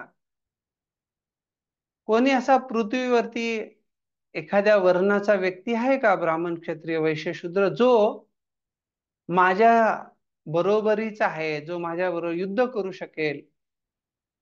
तर एकदा जे आहे, जे निर्भय ब्राह्मण होते, त्यांनी सांगितलं की अरे, तू खूपच गर्विष्ठ झालाय. तुझा हा जो चुकीचा अभिमान आहे, चुकीचा गर्व आहे, त्याला तू कमी कर आणि अशा स्वतःच्या बढाया मारू नकोस. जर तुला खरोखर तुझं कल्याण व्हावं असं वाटत असेल तर. आणि त्यांनी सांगितल्यानंतरही आपला काही बदलला नाही, पूर्वीप्रमाणेच वागत होता. आणि अशा प्रकारे त्यांनी ब्राह्मणांच्या जे काही सांगितलंय त्याचं पालन न केल्यामुळे एकदा हे ब्राह्मण खूप रागावले आणि ते या राजासमोर जाऊन म्हटले, निश्चित रूपाने दोन जे आहेत मोठे नायक आहेत, जे तुझ्या बरोबरचे नाही पण तुझ्याहून खूप श्रेष्ठ आहेत सर्व प्रकारे. तर जेव्हा अशा प्रकारे सांगितलं गेलं तेव्हा दंभोदभव त्याची उत्सुकता जागृत झाली, कोण अशी दोन लोक आहेत. आणि त्या ब्राह्मणाने तो म्हटला की तुम्ही मला सांगा ती कुठे असतात काय. तर ब्राह्मणांनी त्याला सांगितलं, हे जे दोघं लोक आहेत हे गंधमादन पर्वतावरती निवास करतात. तिथे ते खूप तपस्यामध्ये लागलेले आहेत. तर तुला वाटत असेल तू खूप मोठा नायक आहेस, योद्धा आहेस, तर जाऊन तू त्यांच्यावर युद्ध कर. त्याने ऐकल्यावरती लगेच आपली सेना घेतली आणि तो गंधमादन पर्वतावरती निघाला. जेव्हा तो गंधमादन पर्वतावर आला तर त्याने या वनांमध्ये या दोन ऋषींना शोधायचा प्रयत्न केला आणि त्याला दिसलं की तिथे जे आहेत दोन ऋषी आहेत जे तपस्येमुळे त्यांचं शरीर क्षीण झालेलं आहे खूप, आणि खूप तपस्या करतायत ते. तर त्याने जाऊन त्यांना प्रणाम केला आणि त्यांच्या कल्याणाबद्दल विचारलं आणि त्या ऋषींनीही त्याचं स्वागत केलं, सन्मान केला आणि त्याला जे आहे काही खाण्यासाठी व जल अर्पण केलं. त्याच्यानंतर ऋषींनी त्याला विचारलं की तू कशासाठी आलाय इथे. तो म्हटला की मी जाणू इच्छितो की या जगामध्ये कोणी माझ्यासारखा महान योद्धा आहे का, कुठल्याही वर्णाचा असेल. मी पूर्ण पृथ्वीला जिंकलंय आणि आता मी ह्या स्वर्गीय लोकामध्ये आलोय जिथे माझी युद्धाची इच्छा आहे आणि मी तुमच्या जे आहे महान शक्तीबद्दल ऐकलंय. तर तेव्हा हे ऋषी त्यांना म्हटले की हे जे आश्रम आहे इथे आपण क्रोधाचं लोभाचं प्रकटीकरण करणं हे उचित नाहीये. त्यामुळे हे युद्धाची काही जागा नाहीये. त्यामुळे तू बघू शकतो आम्ही कुठल्या प्रकारचे अस्त्रशस्त्र ठेवलेले नाहीये. तू दुसरीकडे जा आणि आपलं युद्ध कर. तर त्यावेळेस हा जो दंभोदभ होता त्याची या ऋषींबद्दल बरोबर युद्ध करण्याची खूप तीव्र इच्छा होती. आणि जेव्हा तो असं सारखं सारखं बोलला, यांनी त्याला सांगितलं की अरे असं काही करायची गरज नाही इथे अशा प्रकारचं वातावरण करण्याची. पण तो खूप दुराग्रही होता. तर जेव्हा असा त्याचा हट्ट बघितला तर त्यातले एक ऋषी जे आहेत नर, त्यांनी हातामध्ये जे आहे काही थोडे गवत उचलली आणि हातामध्ये घेऊन त्यांनी सांगितलं की हे राजा, तू तुझी सगळी सेना घेऊन ये, आम्ही आता युद्धासाठी तयार आहोत. तर राजाने त्यांचं अशा प्रकारे आव्हान स्वीकारलं, सगळ्या सेनेला घेऊन आला आणि सगळ्यांच्या सोबत त्याने यांच्यावरती बाणांची वर्षा सुरू केली. एवढे सारे त्यांनी बाण सोडले, पण हे फक्त एक ऋषी जे आहेत नर, यांनी त्याच्या साऱ्या बाणांना प्रत्युत्तर दिलं. कशाच्या द्वारे? त्याच्याकडे जे गवत होते त्या गवताच्या अस्त्रांद्वारे. आणि त्याच्या जे काही सेना होती त्या दंभोदभवच्या सेनेचे नाक, कान, डोळे सगळे जे आहे त्या नर जे आहेत त्यांच्या अस्त्राने कापले गेले. हे बघून दंभोदभ खूप घाबरून गेला आणि तो लगेच यांच्या नर जे आहेत त्यांच्या चरणी येऊन पडला आणि त्याने संरक्षणासाठी माफी मागितली. त्यावेळेस नर त्यांना म्हटले की आजपासून जे आहे तू ब्राह्मणांप्रती योग्य सन्मान ठेव आणि दुसऱ्यांची शक्ती जाणण्याचा प्रयत्न नको करू. तू स्वतः जे आहे आत्मसंयमाचा पालन कर आणि धार्मिकतेने राज्याचं कारभार चालव. कधी गर्वामुळे दुसऱ्यांचा अपमान करू नको, पण सहनशील राहा आणि दुसऱ्यांप्रती क्षमेचा गुण दाखवा. अशा प्रकारे सांगितल्यावरती दंपती जे आहे त्यांनी दोन्ही ऋषींची पूजा केली, त्यांना सन्मान दिला आणि तो एकदम धार्मिकतेने राज्य करायला लागला. तर ही जी कथा आहे परशुरामाने दुर्योधनाला सांगितली आणि ते बोलले की ज्या प्रकारे दंभोदभवचा गर्व हरण केलं गेलं होतं, त्या प्रकारे तू जर अर्जुनाबरोबर शांती प्रस्ताव स्वीकार नाही केला तर ते जे नर होते ज्यांनी हातात गवत घेऊन दंभोदभवाला परास्त केले होते, तेच नर अर्जुनाच्या रूपाने आले आहेत आणि तेच नारायण ऋषी भगवान श्रीकृष्णांच्या रूपाने आले आहेत आणि ते जे आहेत निश्चित तुला युद्धात हरवतील. त्यामुळे परशुराम त्यांना म्हटले की तू आता सुधरू शकतो, नाही तर तुझा विनाश नक्की आहे. तर अशा प्रकारे इथे जसं दिलंय की कशा प्रकारे व्यक्तीला ही जे भगवंत परम कारणांचे कारण आहेत त्यांना शरणागत होऊन त्यांच्या प्रती भक्तिमय सेवा केली पाहिजे. जर व्यक्तीला समजलं नाही की परम कारणांचे कारण कोण आहेत आणि त्या दिशेच्या ऐवजी चुकीच्या दिशेला गेला दुर्योधनासारखा, तर निश्चित रूपाने जे आहे अशा व्यक्तीला जन्म मृत्यूच्या चक्रातून सुटणं शक्य नाहीये. त्यामुळे प्रभुपादजी सांगतात या बाबतीत तडजोडीचा प्रश्नच उद्भवत नाही, कारण ही एक अत्यावश्यक बाब आहे. अर्थात कोणी म्हटलं की याला काही दुसरा पर्याय आहे का, भगवंतांच्या भक्तीच्या ऐवजी काही दुसरं केलं जाऊ शकतं का? नाही, तर याला दुसरा काही पर्याय नाहीये. आणि का तडजोडीचा प्रश्न नाही, कारण आत्म्याचा जो स्वभाव आहे आनंदमयोभ्यासात, त्या भौतिक जगामध्ये आनंद नाहीये. आनंद जो आहे भगवंत जे सच्चित आनंद विग्रह आहेत त्यांच्या सोबत जो आदान प्रदान आहे, भगवंतांची जी सेवा आहे, भगवंतांसाठी जे काही केलं जातंय, भगवंतांवरती चिंतन करणं, भगवंतांच्या संबंधात नामरूप गुण लीला, त्याच्यासाठी व्यक्ती जेव्हा प्रयत्नशील राहील त्यांची सेवा करण्यासाठी, तेव्हाच त्याला खरोखर तो दिव्य आनंदाची अनुभूती होऊ शकते. आपल्या स्वरूप स्थितीला तो जाणू शकतो आणि त्या स्थितीमध्येच तो आनंदी राहू शकतो. ज्या प्रकारे माशा पाण्याच्या बाहेर आनंदी राहत नाही, त्या प्रकारे जीवात्मा ही आध्यात्मिक जगाच्या बाहेर भगवंतांव्यतिरिक्त आनंदी राहू शकत नाही. त्यामुळे तिथे तडजोडीचा प्रश्न नाहीये आणि ती खूप अत्यावश्यक बाब आहे. तर आपण जे आहे पुढच्या कक्षेमध्ये मंत्र 15 पासून चर्चा करणार आहोत, जो प्रार्थनेचा विभाग आहे. तर आपण जे आतापर्यंत चर्चा केली हे सर्व निर्देश आहेत. तर मंत्र 1 ते 14 त्याच्यावर कोणाचा काही प्रश्न आहे का?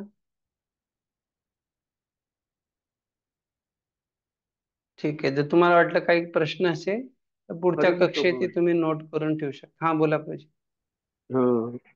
प्रभूजी, आत्ता आपण ते बघितलं की ब्रह्मदेवाच्या रात्री नंतर आणि जीवनाच्या अंती असे 2 प्रलय होतात. हम्म. तर आणि तुम्ही तिसरा एक प्रलय सांगितला, तो आत्यंतिक प्रलय म्हणून, तो हा, भौतिक इच्छा नष्ट करतो. मग आता हा आत्यंतिक प्रलय केव्हा होतो आणि हा झाला तर मग आपल्या जेव्हा सगळ्या भौतिक, जीवात्मा भगवत धामात जातो. मग तो फक्त प्रत्येक वैयक्तिक ह्याच्यासाठीच आहे का? हा, वैयक्तिक. वैयक्तिक जीवात्म्यासाठी आहे का? हा, नैमित्तिक प्रलय, महाप्रलय आणि आत्यंतिक प्रलय. हा हा. म्हणजे हे 2 प्रलय झाले की कसं पूर्ण सृष्टी नष्ट होती, तसं हा तिसरा जो प्रलय आहे तो फक्त प्रत्येक व्यक्तीसाठीच वेगवेगळा आहे का? हा, बरोबर, व्यक्तिशः. हा, ओके. मी म्हटलं तो आत्यंतिक प्रलय पण झाला तर मग सगळेच जण मुक्त होतात का, मुक्त होतील असं? नाही, तसं नाही होणार. हे रोबोट नाही आहेत, आपोआप काही नाही होणार. प्रत्येकाला स्वतःच्या उद्धारासाठी, स्वतःच्या वास्तविक स्थितीला प्राप्त करण्यासाठी स्वतःच प्रयत्न केले पाहिजे. ठीक आहे. ठीक आहे, ठीक आहे, ठीक आहे प्रभू. धन्यवाद. श्रील प्रभुपाद की जय. श्री उपनिषद की जय. वाञ्छाकल्पतरुभ्यश्च कृपा सिन्धुभ्येव च पतितानां पावनेभ्यो वैष्णवेभ्यो नमो नमः. अनंत कोटि वैष्णव वृंद की जय. श्रील प्रभुपाद जय. की जय. जय. निताय गौर प्रेमानंदे. हरि हरि हरि बोल. बोल. खूप खूप धन्यवाद. हरे कृष्ण. हरे कृष्ण. हरे प्रभुजी कृष्ण. दंडवत प्रणाम. हरे कृष्ण प्रभू, दंडवत.